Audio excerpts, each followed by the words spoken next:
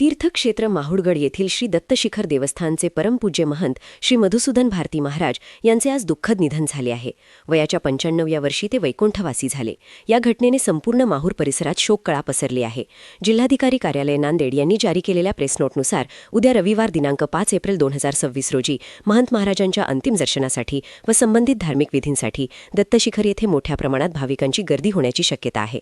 माहूर शहर व परिसरात वाहतूक कोंडी, पार्किंग आणि इतर सुविधांवर प्रचंड ताण पडण्याची शक्यता असल्याने जिल्हा प्रशासनाने भाविकांना विशेष आवाहन केले आहे.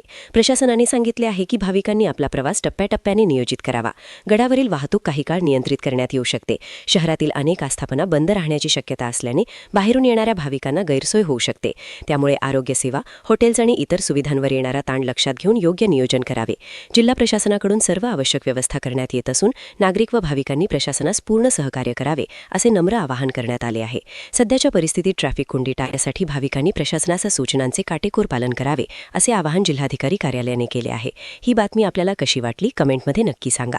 अधिक अपडेट्ससाठी आमचे चॅनल सबस्क्राईब करा आणि बेल आयकॉन दाबा.